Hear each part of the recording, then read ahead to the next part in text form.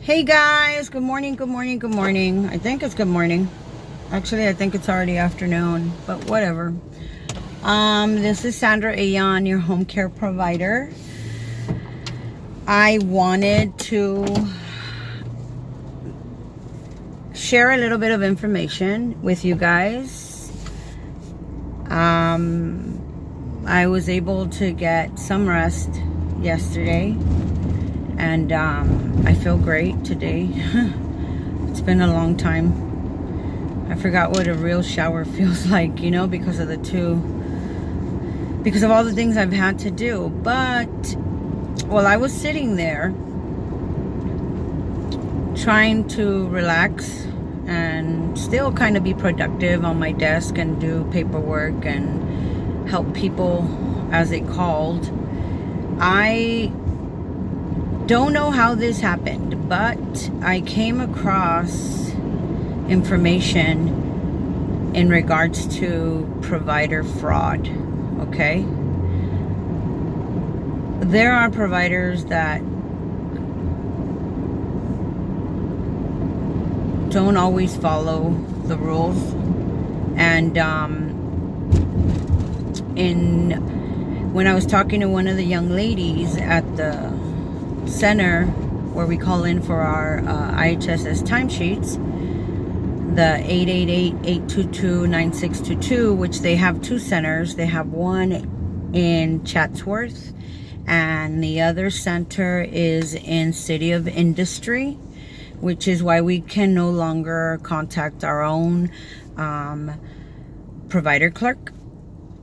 And I'd spoken to her before, and she asked me several questions. One of them was, how do you unenroll from the union?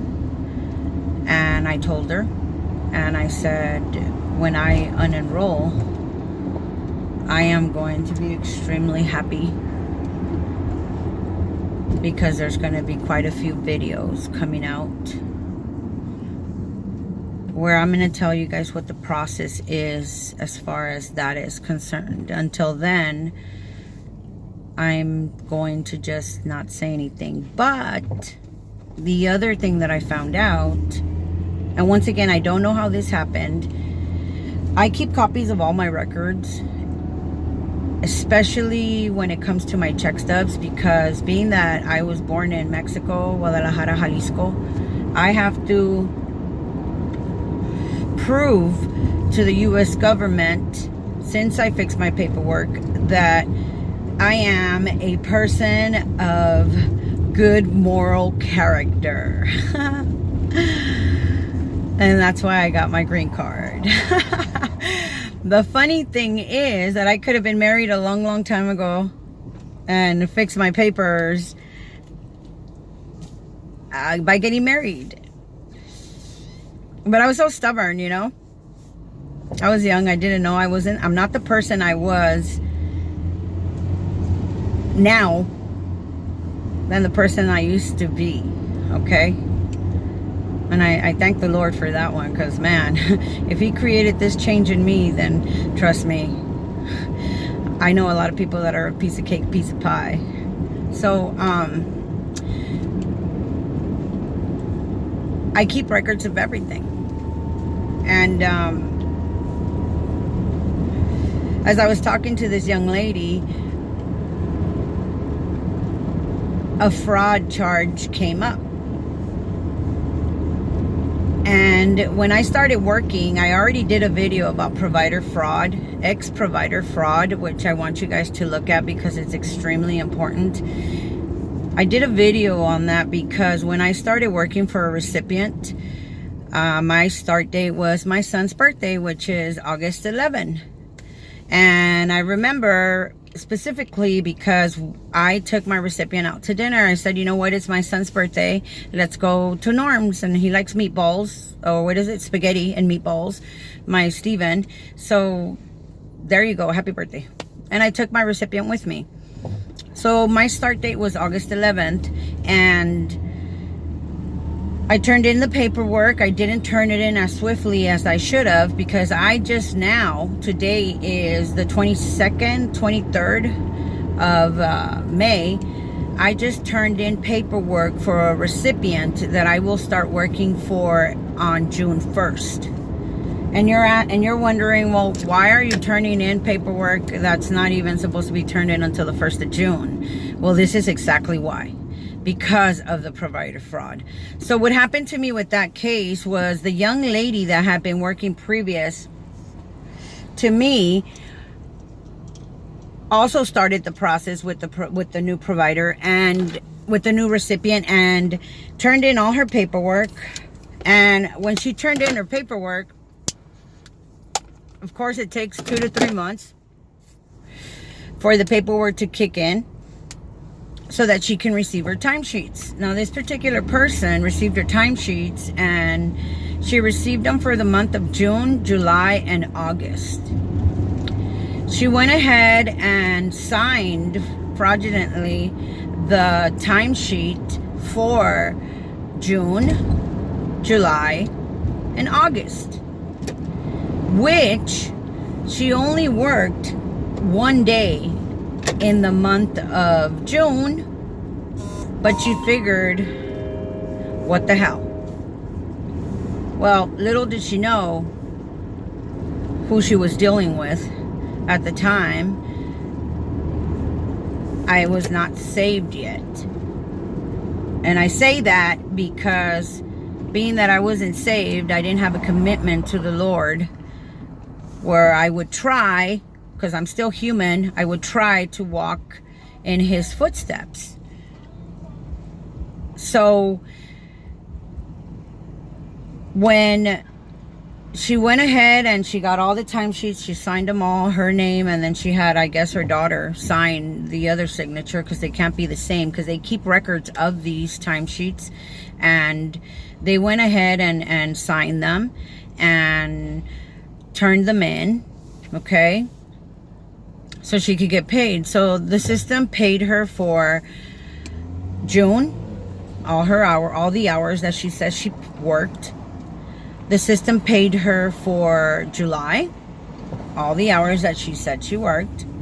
And then she went ahead and she also signed the ones for August, all the hours which she said she worked. Mind you, my start date was August 11th. So we followed protocol. I'm sorry. So the reason that she was caught was because when I turned in my application, the social worker, the provider clerk, amazing provider clerk, and that's why I tell you guys that it's easier to get more bees with honey than it is with vinegar, because of this woman and her intelligence, and the fact that she was, I'm hot. I don't know about you guys, but I'm hot. The fact that she was proactive, okay, because I was a newbie and I didn't know what the process was.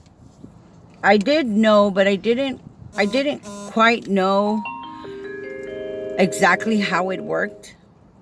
And she called me and she said, Miss Ayon, what is your start date? And I said August 11th. And then she said to me, well, that's impossible, because we have a young lady, the previous provider, who says that she worked the entire month of August. I said, that's not true. So we ended up following through from the provider. What they did is that she got paid for June, which I don't care because it wasn't my time. She got paid for July, which I still don't care because it's not my time. But when she got paid for August 1st to the 15th, when I worked 38 hours, that did affect me. And that made me extremely upset and angry. And not only that, but she also turned in the one for the 16th of August to the 31st of August. And that also made me extremely angry again. So what I did is I called the provider clerk and I told her, I said, no, I've been working. My recipient has not signed any letters. I'm the one that's been working. And Unfortunately, she had already cashed the check for August 1st to August 15th. And then she went and she tried to cash the check from August 16th to August 31st. And that's where the county put a stop payment to her check. Okay? Because that check was mine. So she didn't collect that and they paid me for it. But they still owe me from August 11th to August 15th, which was 38 hours that I worked. We reported it to the provider clerk. We reported it to the social worker. We reported it to the supervisor of the social worker. We reported it to the supervisor of the supervisor of the social worker. We reported it to the supervisor of the supervisor of the supervisor of the social worker. Okay. And none of them were able to do anything. This was in August of 2016. Not only that, but let me tell you guys something. I was so angry and so upset because I was working doing my internship at the union. This woman came into the office. And when she came into the office, my head is just going crazy, going, oh, hell no. Hell no. I'm angry. I'm upset. I'm really pissed off. I'm like, okay, I'm gonna do this. I'm gonna do that. I'm gonna do this. I'm gonna do that. You know, but because I was working and I'm a professional, I had to maintain my composure. I could not let her get me out of character. And I was like, hi, how can I help you? Knowing she knew and that I knew what she had done. So I'm not going to lie to you guys. We went to a rally also because I was running rallies. I was bus captain of that rally for the care, when they wanted to take away the, oh my goodness, it was like healthcare benefits for us. And I'm still angry. I'm still human. And it took a couple of months. She kept coming in, you know, with an audacity. And I said, I need to talk to you. And she kept walking. She kept avoiding me. And then finally, when she came in again, I kept praying and I kept saying, you know what, Lord, I need you to help me forgive this woman for what she did. I need you to help me, please restrain. And I kept praying.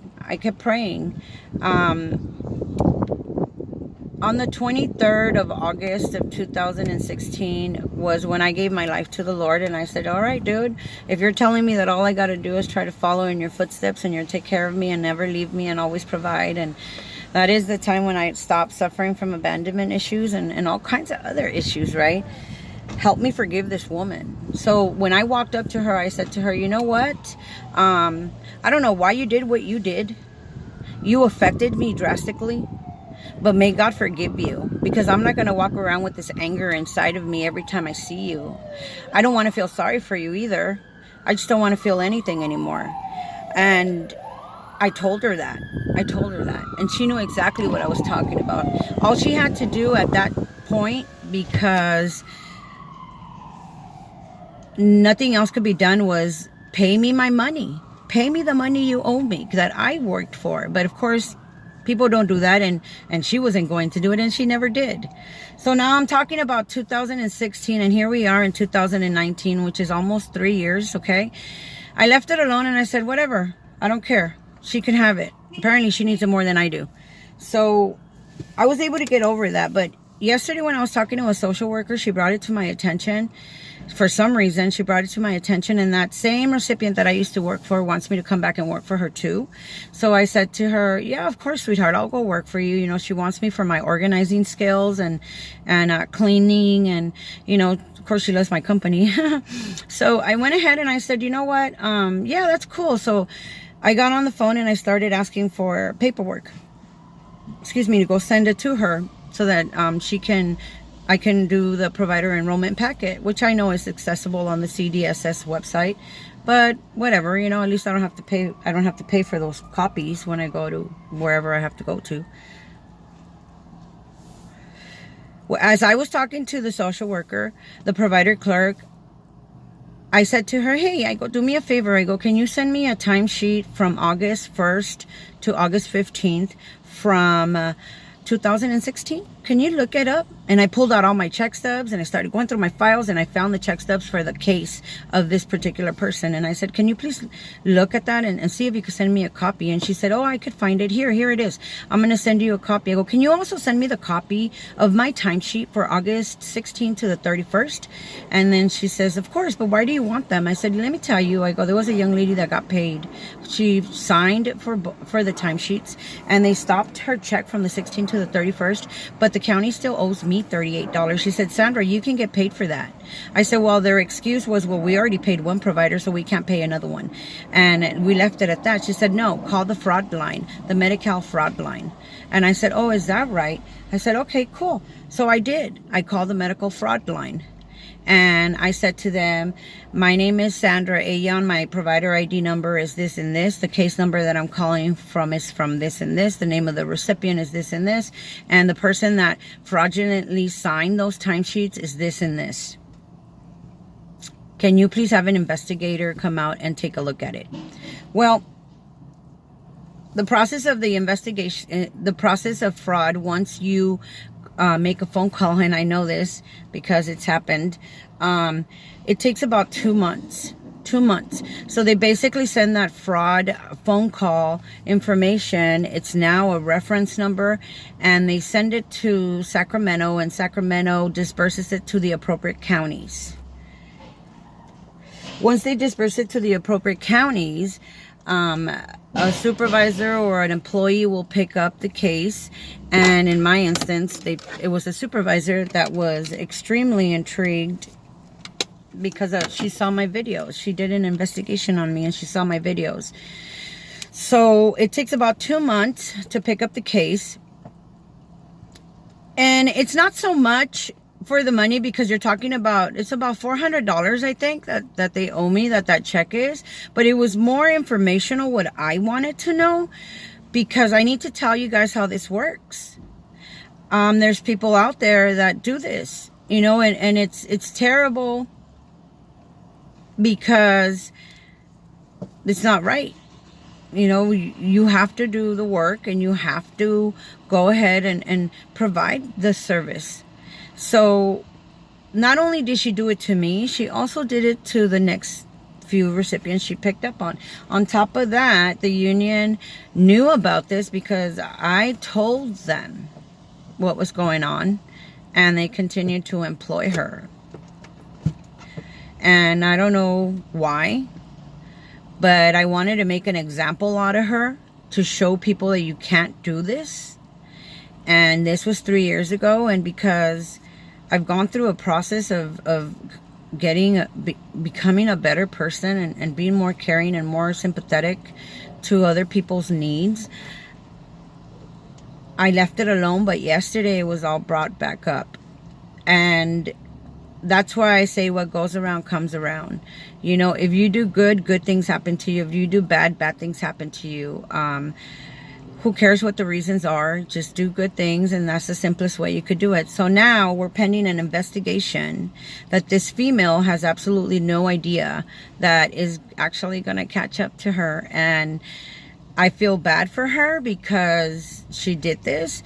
But the other thing too is she lied. She lied. So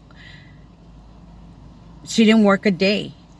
Of, you know, more than 1 day. She didn't work more than 1 day and got paid for 2.5 months, and affected me also. So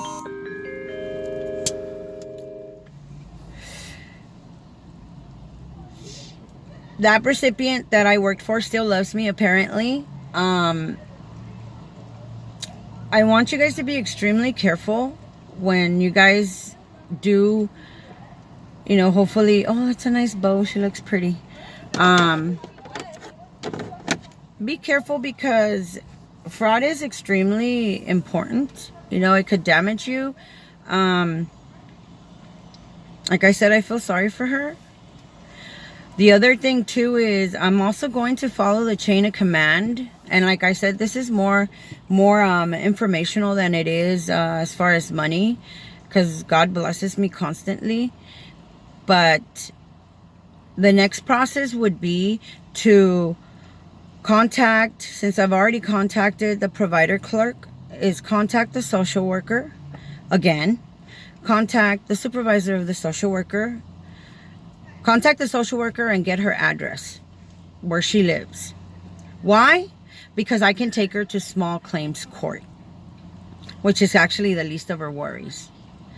If the social worker does not want to give me her address, because some stuff they can do and some stuff they can't, then I'll go to the supervisor of the social worker. If the supervisor of the social worker does not want to give me that information because it is sensitive, then I go up higher and I go to her supervisor. If that supervisor does not feel comfortable enough or is out of her reach to give me that information, then I'm going to go all the way to the top, which is the head honcho of that office. And I'm going to get her address. Once I get her address, I'm going to go downtown. I'm going to file a small claims against her. And it's not so much the money, it's the principle of what you did, because you shouldn't have done that. You should not have done that. And that's where we're at when it comes to fraud. There's a lot of cases that are investigated. There's a lot of people that are affected by it. A lot of people think they can get away with things and they continue doing it because they feel more comfortable. But I wanted to tell you guys what the process is. That is the process of fraud. There is a phone number that you can get from them. I just went, like I said, I just went to the county and, ow, that's my nail. Ugh. I just went to the county. I hit it. I don't know. I don't have it here. Oh yeah, it's in there, but ow. I just went to the county and turned in my provider enrollment packet for my new recipient. So I'm going to ensure that the previous provider gets cut off on the 31st of May. And that's what I learned. So that's what I wanted to share with you guys. Thank you so much for subscribing. Thank you for commenting. I'm trying to get back to you guys as soon as possible. I had a wonderful day yesterday. I took care of myself. I dyed my hair all over again because I was starting to look, it was all greasy and nasty. I did a facial mask. I did a body scrub. It's all I need now is like my toenails done and my toenails done, and I want to go get a massage because I need a massage. But I'm much better. I needed a day off, and I reflected. I still worked, but I needed a day off. I actually watched Wanda Sykes. It's Not Normal. So I had a great day, but I wanted to share this information with you guys so that you guys know and are aware of what can happen. Like I said, I still don't care. What I want to see is the informational process of how this is handled. So in a couple of months or so, I will be posting a video letting you guys know of the outcome of what happened and how our government system works, right? Because they're supposed to be good. But like I said in the past, and I'm not the only one, there's only two things for sure, and that's death and taxes. So I'm gonna do a couple of errands. My patient's okay. He's getting better. He doesn't believe in God, but he says that he's blessed that I'm there, and so is my son. So we're getting there, slowly but surely, but we're getting there. And I'm still waiting on the hours that are being allocated for him. But as I just mentioned to you guys, I just picked up another client, and I have another one that wants me to come back. So probably July, you know, and God is good. God is good. Keep going. Keep moving forward. I'm here to help you guys. Do not give up. It's hard. I know it's hard. And call me if you guys need something. I love you guys. I love you, James. Be good. Take care of yourselves. Keep going. God is good. He will provide. Make yourselves better. And be kind. Be kind, because you'll be surprised what the blessings are in store. Comment, subscribe, like, share, and let me know what you guys think. If you guys have suggestions, tell me. I'm here to help you guys. God bless you guys. Have a beautiful, beautiful day. It's awesome out here, and I think it's because I got some rest, right? Oh, the bags are kind of gone, but I'm good. God bless you guys. Take care. Bye.